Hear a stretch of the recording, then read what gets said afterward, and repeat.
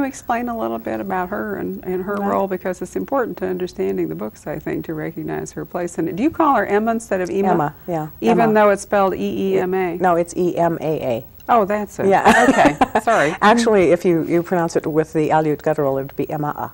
But Emma is the way I call it, is what I call it. It's Aleut for grandma.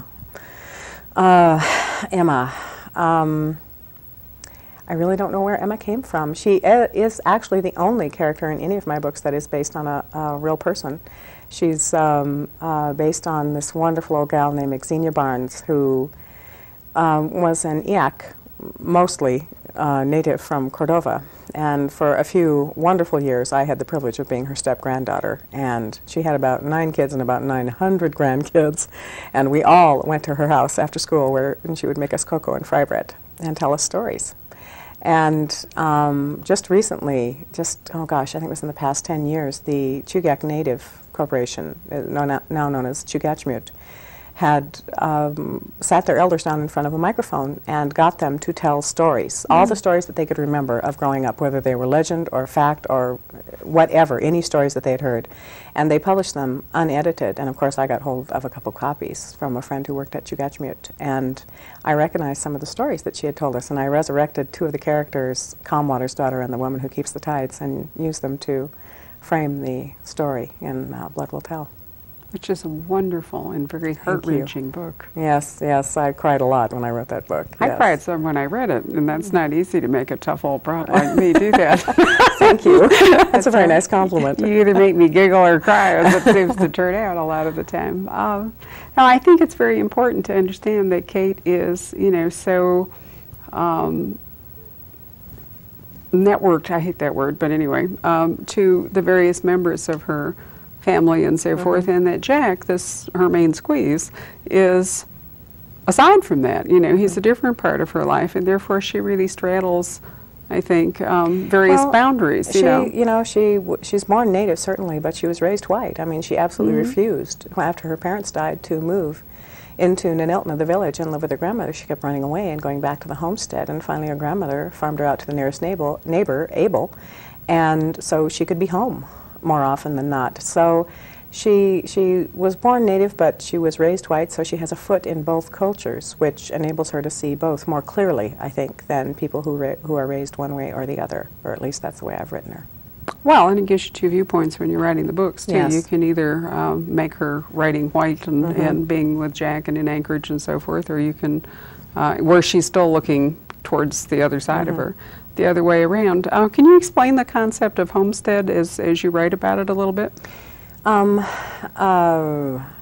That's pretty much how, actually, probably all of America was settled. The federal government gave, you could, I think it was prove up on, 160 acres of land in Alaska. It might have been more outside.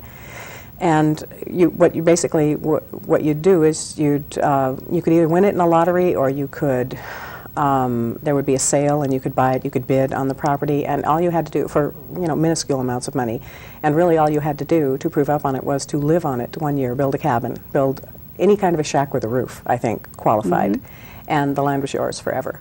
And Kate's father did that.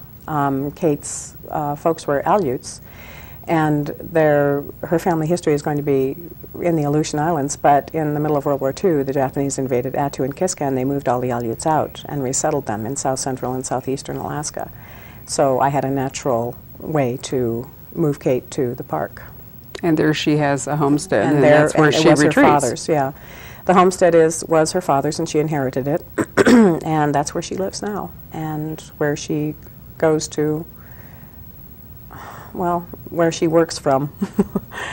Sometimes she's asked by friends to handle family problems that involve murder, and sometimes she is hired by Jack to do the things semi-officially. And it gives her an ability to either be in Anchorage or go home to the homestead, and therefore keep moving back and forth between all these different facets of Alaskan life. I'm very concerned about keeping her fresh as a character.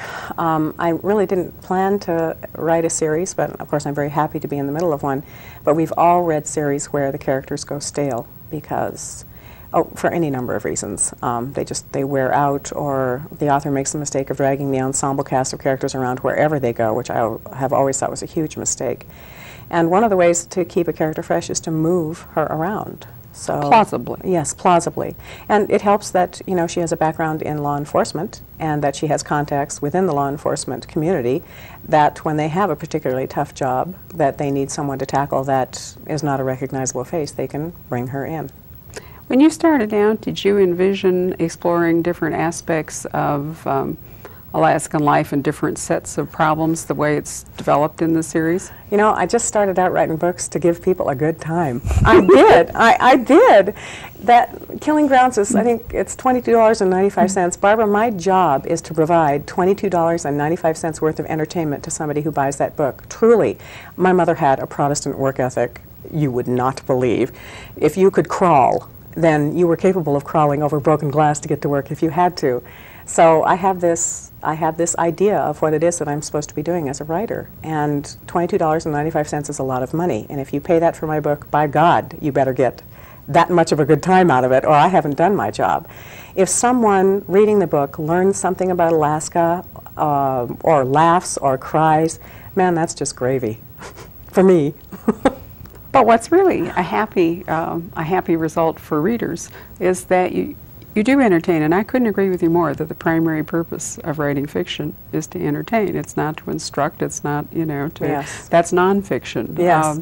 And I think that writers who forget that, and it seems to be dangerously easy, tend to lose their audience, because if people wanted that sort of expository tone and whatever, they wouldn't be buying fiction. They wouldn't be buying something to take home and spend the weekend They won't with. be buying your fiction long if you do that to them more than a few times. And really the price isn't the time. I think it's the time.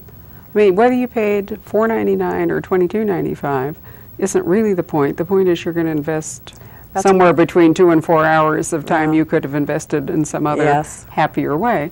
But it is fortunate that when you can find a book that not only entertains you but also tells you something. I mean, that's why the mystery has always fascinated me, is that I have this just junk pile mind. You know, it's like a lumber room in the old British sense, where it's just all full of, you know, old chests and all kinds of things, and I can open one up and say, oh, look, here's forensic anthropology, all I know. And, you know, here's quilting over here, and here, if I ever have to attend an autopsy, I can do this. And your books are fascinating in the details as well as the entertainment. You do such a remarkably great job in evoking. Well, let's talk about number 4, for example, Cold-Blooded Business. It's about the pipeline. Now, you said you worked on the pipeline. I worked for, well, actually, I worked for Alyeska for 4 months at Galbraith Lake Pipeline Camp, and then I worked for British Petroleum in Prudhoe Bay for 6 years. Okay. So I know where the light switches are.